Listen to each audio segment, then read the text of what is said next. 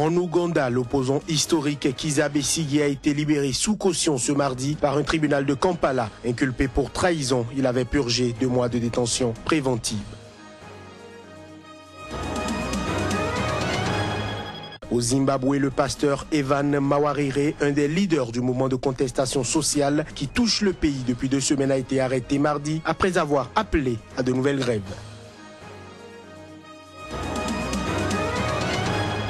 Au Burkina Faso, après l'inondation de leur quartier dimanche, les populations de Sonyeri ont bloqué ce lundi l'accès à la principale voie qui traverse le quartier. Ils dénoncent le mauvais état des caniveaux à l'origine du sinistre.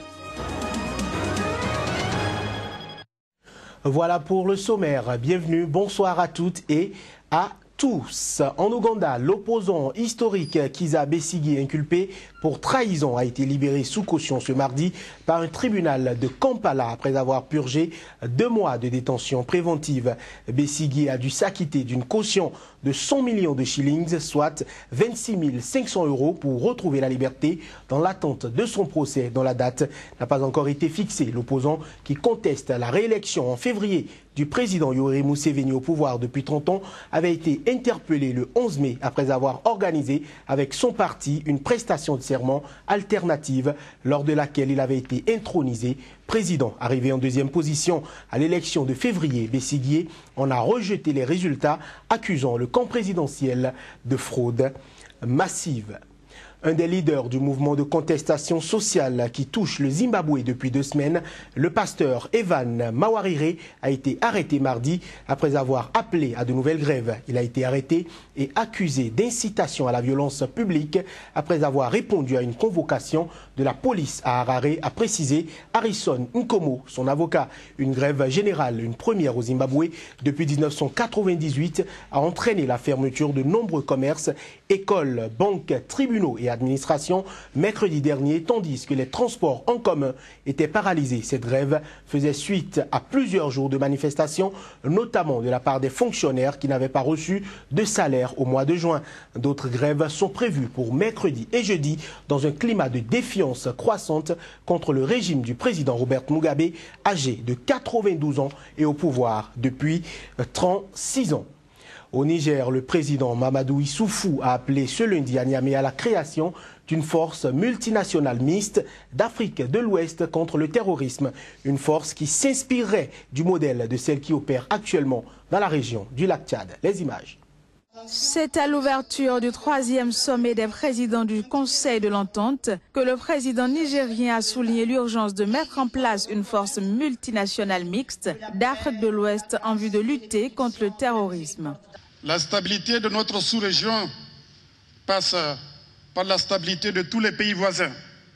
Dans ce sens, nous devons œuvrer pour le renforcement du mandat et des effectifs de la MINUSMA en vue de mener des offensives contre les forces terroristes de tout genre opérant au Nord Mali. À défaut, pour combattre efficacement le terrorisme dans ce pays frère, nous devons mettre en place une force mixte multinationale sur le modèle de celle qui opère dans le bassin du lac Tchad.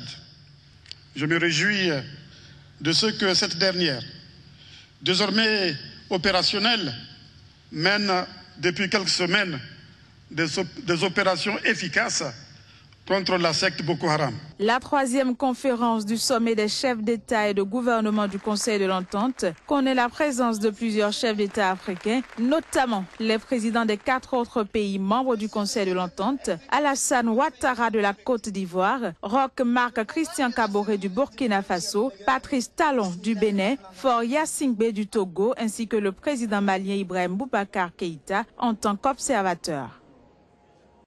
Au Nigeria, les militants séparatistes des Vengeurs du Delta du Niger ont annoncé avoir saboté des équipements pétroliers d'Exxon dans le sud du pays. Dans la même région, la société Shell a également fermé un de ses oléoducs. En effet, les Vengeurs du Delta du Niger exigent le départ du Nigeria des compagnies pétrolières étrangères et revendiquent un droit à l'indépendance du Delta du Niger.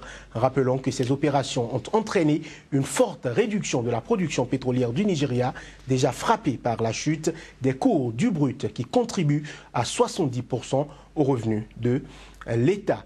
En Libye, le gouvernement d'union nationale GNA, basé jusqu'ici dans une base navale à Tripoli, s'est installé ce lundi dans des locaux officiels dans le centre de la capitale. Un geste perçu comme un pas supplémentaire pour asseoir son autorité. Images et son. Aujourd'hui, grâce à Dieu, nous avons pris possession du siège de la présidence du gouvernement après plus de 100 jours passés sur la base navale pour diverses raisons. C'est désormais officiel. Le gouvernement d'union nationale, soutenu par l'ONU et la communauté internationale, s'est installé ce lundi dans des locaux officiels dans le centre de la capitale libyenne. Et ce, alors qu'il peine depuis son installation, le 30 mars à Tripoli, à stabiliser un pays toujours profondément divisé, où le groupe État islamique est implanté. Aujourd'hui, le gouvernement d'union nationale va pouvoir s'atteler à son travail depuis ses locaux qui sont bien connus, puisque plusieurs gouvernements l'ont déjà utilisé. Ce sont les locaux officiels du gouvernement.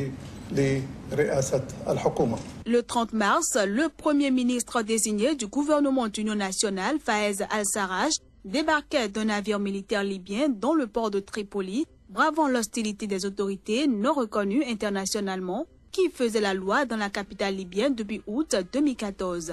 Mais ces autorités dites de Tripoli se sont ensuite ralliées au nouvel exécutif qui a rapidement obtenu l'appui de pays européens et des États-Unis. L'arrivée du gouvernement d'union nationale avait ravivé les espoirs d'une sortie de la crise politique, sécuritaire et économique dans laquelle est plongée la Libye, livrée aux milices armées et meurtrie par les violences depuis la révolte qui a chassé du pouvoir Muammar Kadhafi en 2011. L'initiative la plus notable du gouvernement d'union nationale a été le lancement en mai d'une opération militaire visant à reprendre aux djihadistes de l'État islamique la ville de Sirte à 450 km à l'est de Tripoli. Au Soudan du Sud, le président Salva Kiir a réitéré son engagement en faveur de la mise en œuvre continue de l'accord de paix dans l'esprit et la lettre. Il a donc publié un décret ordonnant la cessation des hostilités avec effet immédiat à partir de 18h locales, selon un communiqué lu par Michael Makuei à la télévision d'État. Plus de détails à travers ce reportage.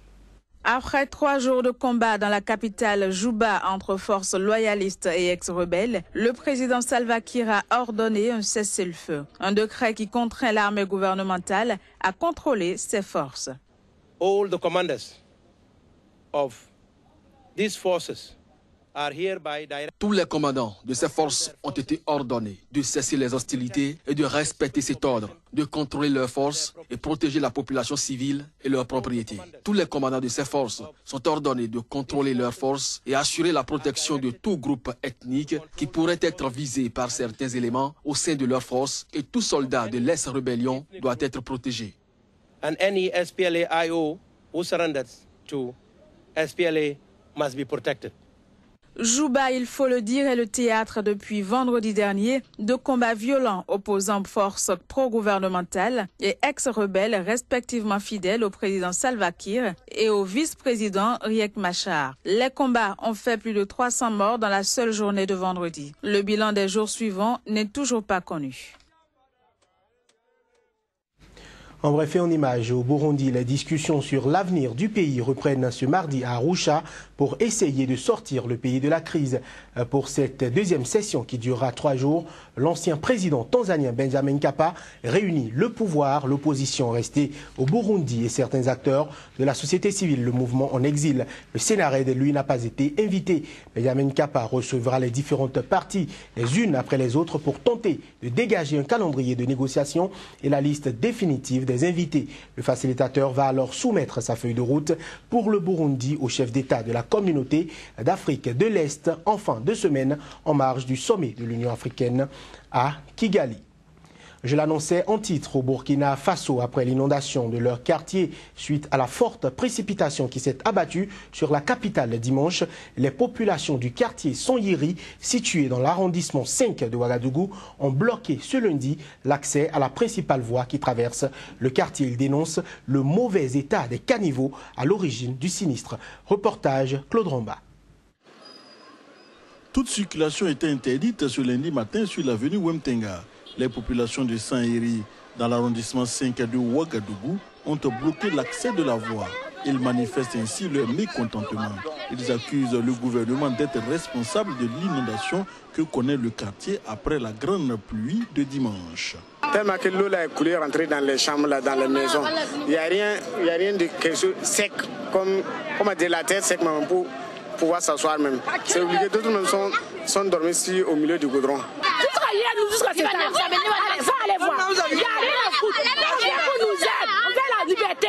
La cause de l'inondation du quartier est toute trouvée. Les populations indexent les canalisations qui ont été mal faites ou bouchées. Interpellé, le ministre de l'Habitat et de l'Urbanisme ainsi que celui des infrastructures se sont rendus sur place pour s'enquérir de la situation. Ce chantier a été mal exécuté. Vous voyez, les sections des caniveaux ne sont pas à même d'assurer un bon écoulement des eaux. Mieux, les caniveaux qui devaient prendre toute l'emprise, toute la longueur de la chaussée ont été stoppés à un certain niveau. Constatez vous-même les inondations que nous voyons ce matin. Les populations sont en droit de protester par rapport à cette situation. Nous nous inscrivons dans la rupture par rapport aux pratiques passées. Une intervention du ministre qui a fait baisser la tension. Promesse a été faite de trouver très rapidement une solution à ce problème. La Côte d'Ivoire accueille ce mardi une réunion tripartite organisée par le Haut Commissariat de l'ONU pour les réfugiés. Objectif, préparer le retour des réfugiés ivoiriens qui ont fui le pays à la suite des violences post-électorales de 2010-2011. Ces derniers, pourtant, ne semblent pas prêts de retourner au bercail. Ils sont au nombre de 11 000, les Ivoiriens qui résident au Ghana après avoir fui la Côte d'Ivoire lors des violences post-électorales de 2010-2011. Il s'agit pour la plupart des pro-Gbagbo qui, malgré les nombreux appels de pied du gouvernement ivoirien, ne sont pas prêts de retourner au bercail. Je suis de l'Ouest. Et ceux qui sont visés aujourd'hui, c'est les gens de l'Ouest. Aller en Côte d'Ivoire, c'est aller mourir. Il vaut mieux rester ici et puis attendre le jour de ma mort réelle, d'aller me faire tuer par les rebelles en Côte d'Ivoire. Je préfère rester ici. Rester ici, comme des milliers d'autres qui ont fait le choix de ne pas remettre pied en Côte d'Ivoire, tant que le régime d'Alassane Ouattara ne changera pas. Ce qui rend difficile la mise en œuvre du plan de rapatriement initié par Abidjan.